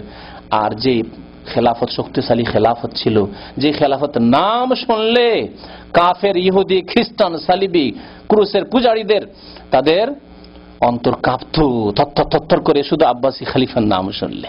সে খেলাফতের পতন ঘটল 656-তে। তাতারিদের এই যে খনি কাজকর্মর ইতিহাস পড়ে সৈয়দ কুতুব সাহেব বলছেন যে এরাই হচ্ছে ইয়াজুজ মাজুজ। ইয়াজুজ মাজুজ সারা পৃথিবীতে, ইন্না ইয়াজুজ ওয়া মাজুজ মুফসিদুনা ফিল আরদ, আগে বলেছি, পৃথিবীতে তারা কি করবে? বিপর্যয় সৃষ্টি করবে। আর তাতারিদের মতো, এই মঙ্গোলিয়ার লোকদের মতো কেউ বিপর্যয়, ফিতনা ফাসাদ সৃষ্টি করেনি, খুন করেনি পৃথিবীতে। মানব জাতির ইতিহাসে এরকম কোন কিস্সা কাহিনী ঘটনা পাওয়া যায় না। সুতরাং এরাই হচ্ছে ইয়াজুজ মাজুজ। এই একটি মত, কিন্তু এটি ঠিক নয়। এরা ফাসাদ সৃষ্টিকারী, কিন্তু এরা ইয়াজুজ মাজুজ নয়। ইয়াজুজ মাজুজ আরো পরে আসবে, একেবারে কিয়ামত যখন কাছে আসবে ইয়াজুজ মাজুজ আসবে, এটি সঠিক। আরেকটি মত শোনাচ্ছি, মানে 3টি মত তাহলে মোট হয়ে যাচ্ছে। সেটি হচ্ছে মৌলানা আবুল কালাম আজাদের মত। আবুল কালাম আজাদ ভারত উপমহাদেশের স্বাধীনতার একজন বড় নেতা এবং আলেমও ছিলেন। তিনি কলকাতা থেকে 2টি প্রসিদ্ধ পত্রিকা বের করতেন তখন, অখণ্ড বাংলা, আল বালাগ এবং আল হেলাল। যারা সেই যুগের পত্রপত্রিকা বা কিছু এরকম ইসলামিক পত্রপত্রিকা পড়েন, এর রেফারেন্সগুলি পাবেন। সেই যুগে এইসব পত্রপত্রিকা তাঁর বেরোত, তার সম্পাদনায়। তো আবুল কালাম আজাদ সাহেব লিখছেন, সেই যুগে যেটি আন্তর্জাতিক সমস্যা ছিল, বিশেষ করে মুসলিমদের ক্ষেত্রে বড় জালেম ছিল রাশিয়া, সোভিয়েত ইউনিয়ন, কমিউনিজম এমন হানা দিয়ে পৃথিবীতে আসলো, চীন দখল করে নিল। তারপরে আপনার পূর্ব ইউরোপ কমিউনিস্ট দখলকৃত। তারপরে রাশিয়ার সাথে যতগুলি, আজারবাইজান, উজবেকিস্তান, যত কিছু ছিল, এগুলি সব কি? সব ছিল কমিউনিস্টদের, অর্থাৎ সোভিয়েত ইউনিয়ন। 1917-তে এরা রক্তাক্ত বিপ্লব নিয়ে এসেছিল। কত লোককে যে খুন করেছে এই কমিউনিস্টরা, যাদের কাছে আল্লাহ নেই, ধর্ম নেই। আল্লাহ হচ্ছে, ধর্ম হচ্ছে আফিম, নেশা। এই মতবাদ যাদের, কার্ল মার্কসের মতবাদ, লেনিনের মতবাদ, স্টালিনের মতো জালেম যে জুলুম করেছিল। ছোট ছোট শিশুদের জিজ্ঞেস করতো, মুসলিম শিশুদেরকে স্টালিন জালেম, যে তোমাদেরকে খেতে দেয় কে? যদি ছেলেরা বলতো, শিশুরা, মুসলিমদের ছোট ছোট শিশুরা বলতো আল্লাহ রাজ্জাক আমাদের, তখন ঠিক আছে তোমাদেরকে আল্লাহ খেতে দেবে। শরণার্থী শিবিরে তাদের বাবাকে হত্যা করে দিয়েছে, মাকে হত্যা করে দিয়েছে, আত্মীয় স্বজন কেউ নেই, ছোট ছোট শিশু। তাদেরকে বলতো তোমাদের খেতে দিবে কে? যদি বলতো আল্লাহ, তাহলে ঠিক আছে তোমাদেরকে আল্লাহ খেতে দিবে। আর সেই শিশুরা, মুসলিম শিশুরা ছটপট ছটপট ছটপট করতো। এই হচ্ছে মার্কসিজম, কমিউনিজম। যেই কমিউনিজমের কিছু বকিয়া আজকেও ভারতের পশ্চিম বাংলায় রয়েছে। বড় আফসোসের কথা, বড় আফসোসের কথা। আর জাহেল মুসলিম এক শ্রেণী সেই দেশের, তারা এই কমিউনিজম করে, কমিউনিস্ট করে, জানে না যে লা ইলাহা ইল্লাল্লাহ হচ্ছে ইসলামের কলেমা, আর কমিউনিজমের কলেমা হচ্ছে লা ইলাহা ইল্লাল্লাহ নয়, মানে ইলাহা নেই, নো গড। বুঝতে পেরেছেন? 2 কলমা। কোন কলমায় যাবেন আপনি? আপনি মুসলমান হয়ে যদি কমিউনিস্ট করেন, তার মানে আপনি লা ইলাহা ওয়ালা, লা ইলাহা। তো লা ইলাহা বলে কি মুসলমান থাকে? ইলাহ নেই, আল্লাহ নেই। জি, স্টালিন জালেম। তারপরে যখন ছটপট ছটপট ছটপট করছে, আবার পাঠাতো তার জালেম সেনাবাহিনীকে, জিজ্ঞাসা করো শিশুদেরকে, যতক্ষণ পর্যন্ত একরার অঙ্গীকার না করবে যে আমাদেরকে কমিউনিজম খেতে দিতে পারে, কমিউনিজম আমাদের পেটের সমস্যার সমাধান দিতে পারে, যতক্ষণ না স্বীকার করবে ততক্ষণ খেতে দেবে না এই শিশুদেরকে। আল্লাহু আকবার। খিদার তাড়নে ছোট ছোট মুসলিম বাচ্চারা অনাহারে, আর থাকা যাচ্ছে না, চিৎকার চিৎকার চিৎকার শরণার্থী শিবিরে। বলতে বলো, তোমরা জানছো না বলতে তোমরা বলো যে এই কমিউনিজম, যে আমরা কমিউনিজমের এই বিপ্লব নিয়ে এসেছি, এই কমিউনিজম তোমাদেরকে খেতে দিতে পারে, কমিউনিজম খেতে দিতে পারে। তখন তাদেরকে অল্প করে আহার দিত বেঁচে থাকার মতো। এ হচ্ছে কমিউনিস্ট, যে কমিউনিস্টের ইতিহাস জানে না অনেকে। তো মাওলানা আবুল কালাম আজাদ রহমতুল্লাহ আলাইহি তিনি লিখেছেন যে এই কমিউনিস্টরা এই 1917 যে বিপ্লব নিয়েছে, এরাই হচ্ছে ইয়াজুজ মাজুজ, ফিতনা ফাসাদ সৃষ্টিকারী। সারা বিশ্বে দ্রুত বেগে এমন কমিউনিজম ছুটে আসলো যে মুসলিমও এই কমিউনিজমের ফিতনা থেকে বাঁচল না, মুসলিম কমিউনিস্ট হয়ে গেল, বড় বড় কমরেড, কমিউনিস্ট নেতা। আল্লাহু আকবার। তবে ফিতনা ফাসাদ সৃষ্টিকারী এই কমিউনিস্ট হলেও বা কমিউনিজম হলেও কমিউনিস্টরা ইয়াজুজ মাজুজ নয়, ইয়াজুজ মাজুজের এরা চেলা বলা যেতে পারে। ইয়াজুজ মাজুজের চেলা, যেমন তাতারিরা মোগলরা ছিল, তেমনি এই কমিউনিস্টরাও ইয়াজুজ মাজুজের চেলা। ইয়াজুজ মাজুজের আগমন ঘটবে ইনশাআল্লাহ তাআলা, এখনো ঘটেনি, এটি হচ্ছে সঠিক মত। এই সম্পর্কে হাফিজ ইবনে হাজার রহমতুল্লাহ আলাইহি আরো অনেক মুহাদ্দিসিন কেরাম বলেছেন যে ইয়াজুজ মাজুজ এমন একটি জাতি, সেই জাতি কিয়ামত যখন একেবারে নিকটবর্তী হয়ে আসবে তখন পৃথিবীতে তাদের আগমন ঘটবে আর তারা বড়ই ফিতনা ফাসাদ সৃষ্টি করবে। আর এটি হচ্ছে কিয়ামতের একটি বড় নিদর্শন। আল্লাহ রাব্বুল আলামিন জুলমকে বরদাস্ত করেন না। দেখেন এই কমিউনিজম এত দ্রুত বেগে ছড়িয়ে গেল, কিন্তু 70 বছরের পরে এমন হয়ে পতন ঘটলো যে ছিন্ন ভিন্ন হয়ে গেল এই কমিউনিজম। 1917 থেকে নিয়ে শুরু করে আপনার 90-এর দশকে এসে এর সোভিয়েত ইউনিয়ন নিশ্চিহ্ন হয়ে গেল। এইরকমই দ্বিতীয় বড় জালেম শক্তি পৃথিবীতে যেটি বিরাজ করছে, সেও যদি বেশি বাড়াবাড়ি করে, আরো বাড়াবাড়ি করেছে, সীমা লঙ্ঘন যথেষ্ট হয়ে গেছে। আল্লাহ রাব্বুল আলামিন শুধু ধৈর্যের প্রতীক্ষায় আমরা আছি। আল্লাহ রাব্বুল আলামিন বড়ই ধৈর্য ধারণকারী, তার হিকমত রয়েছে এবং আমাদের কর্মের সংশোধনের প্রয়োজন রয়েছে। আল্লাহর আযাব এই দ্বিতীয় জালেমের উপর আসবে, দুইটি পরাশক্তি ইনশাআল্লাহ তাআলা পৃথিবী থেকে বিদায় নেবে। তো এ সম্পর্কে বিশেষজ্ঞগণ বলছেন ওয়ালাকিন্নাস সাহিহ, সঠিক হচ্ছে যে আন্না খুরুজ ওয়া ইয়াজুজ ওয়া মাজুজ এখনো ফি আখিরিজ জামান, ইয়াজুজ মাজুজের আবির্ভাব শেষ জামানায় হবে, এখনো তারা আসলাম ইয়াকাবাদ এখনো আসেনি। লিআন্নাল আহাদিস আস-সাহিহা তাদুল্লু আন্না খুরুজ এখনো বাদা নুজুল ঈসা আলাইহিস সালাম। আরেকটি যুক্তি হচ্ছে যে ইয়াজুজ মাজুজ ঈসা আলাইহিস সালামের আগমনের পরে আসবে, ঈসা আলাইহিস সালামের আগমনের পরে আসবে। ঈসা আলাইহিস সালাম প্রথম আসবেন, তারপর ইয়াজুজ মাজুজ আসবে। তারপরে ঈসা আলাইহিস সালাম যখন দেখবেন যে চরম বিপর্যয় সৃষ্টি করছে পৃথিবীতে, তখন আল্লাহর কাছে দোয়া করবেন। তাদেরকে ধ্বংস করা মানুষের পক্ষে সম্ভব হবে না, আল্লাহ রাব্বুল আলামিনের দরবারে তখন দোয়া করবেন। সেই সময় আল্লাহ দোয়া কবুল করবেন ঈসা আলাইহিস সালামের, ঈসা আলাইহিস সালামের সাথে মুমিনদের দোয়া কবুল করবেন। আল্লাহ রাব্বুল আলামিন তখন একটি কীট পোকা জন্মে দিবেন এই ইয়াজুজ মাজুজের প্রত্যেকের শরীরে শরীরে। এই পোকাতে তাদেরকে ধ্বংস করবে। এইভাবে আল্লাহ রাব্বুল আলামিন তাদেরকে ধ্বংস করবেন। সারা পৃথিবী দুর্গন্ধযুক্ত হয়ে পড়বে, তাদের লাশে এত বেশি সংখ্যায় যে সারা পৃথিবী দুর্গন্ধযুক্ত দুর্গন্ধময় হয়ে যাবে।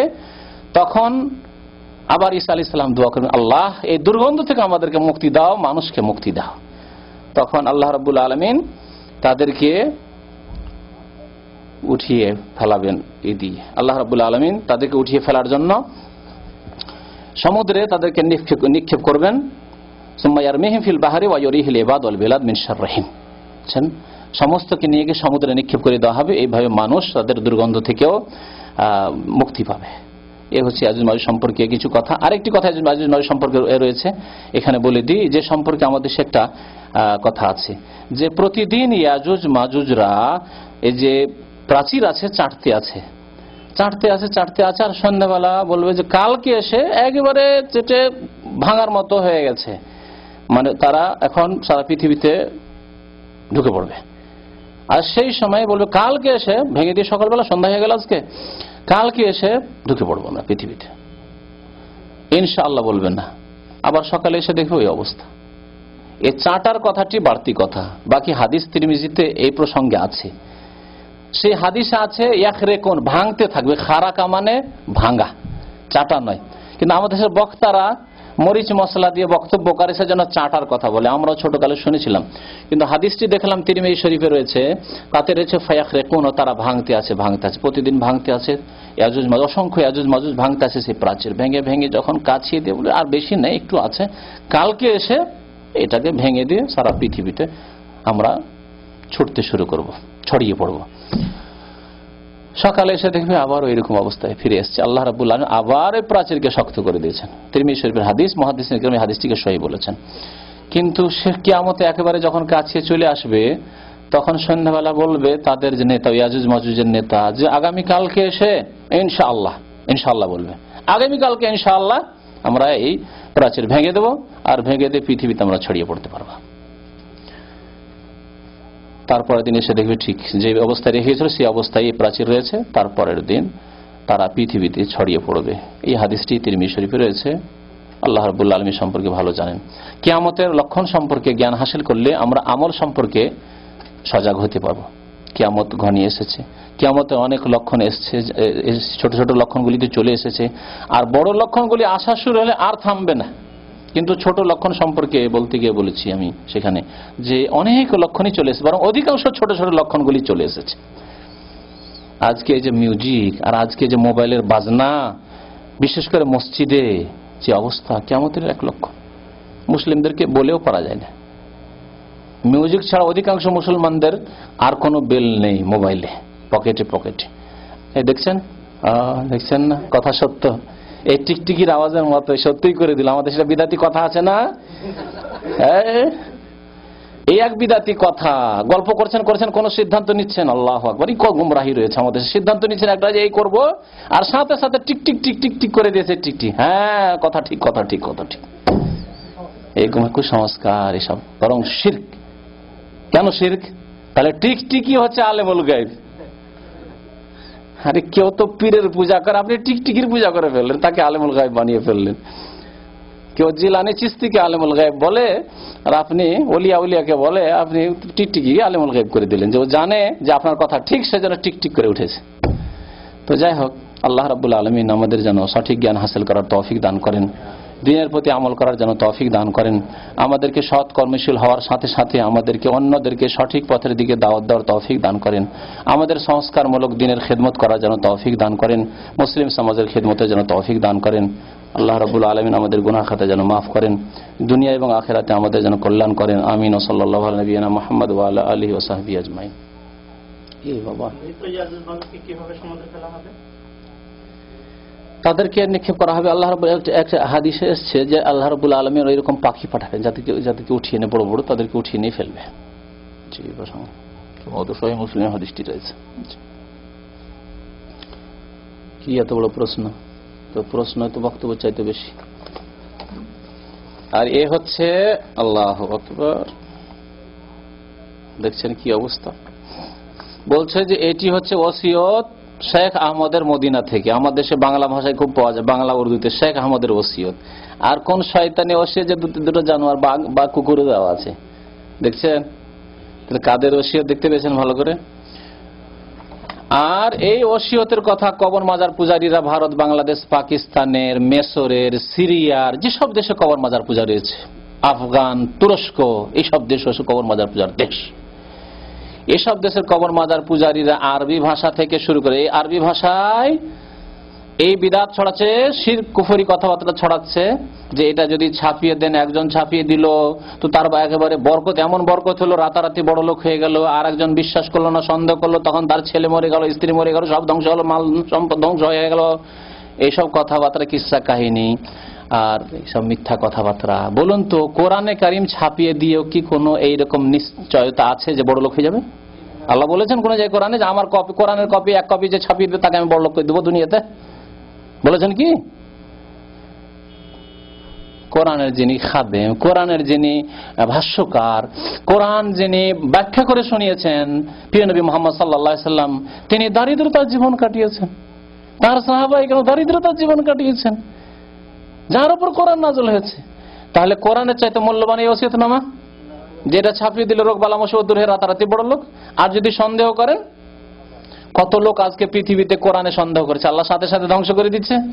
আর এই বাতিল ওসিয়তনামা সন্দেহ করলেই ধ্বংস করে দিল। এ হচ্ছে এক গুমরাহি। আর এটি শুধু এক ভাষায় নয়, আর এক ধর্মে নয়। আরো মজার কথা একটা শুনে, নতুন কথা আপনাদের শুনেছি, হয়তো জানেন না।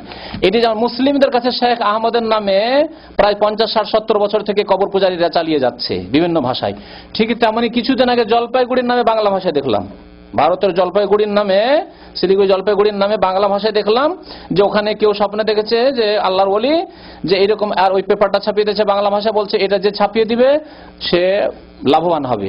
আর একজন সন্দেহ করলো, আর সে তার পরিবার ছেলে মেয়ে সব ধ্বংস হয়ে মারা গেল। এটা আচ্ছা, এর সাথে আরো শোনাই। আর একটি পড়লাম নেপালি আর হিন্দি ভাষায়, যে তাদের হিন্দুদের ওতে লেখা আছে সন্তোষী মাতা। হিন্দুদের মনে হয় দেবতা কোনো সন্তোষী আছে মনে হয়, জানি না।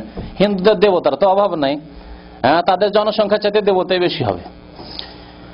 তো সন্তোষী মাতা, জয় সন্তোষী মাতা, সন্তোষী মাতাই বলে লেখা আছে। তারপরে শেষে লিখেছে যে এইরকম আমাদের কোন ঋষিমণিতে স্বপ্ন দেখলো আর এরকম হয়েছে, এরকম হয়েছে, ইত্যাদি ইত্যাদি। সেম এইরকম করে লেখা আছে, শুধু ওটা হিন্দুদের তৈরি করা আর এটা মুসলমানদের কবর পূজারীদের তৈরি করা।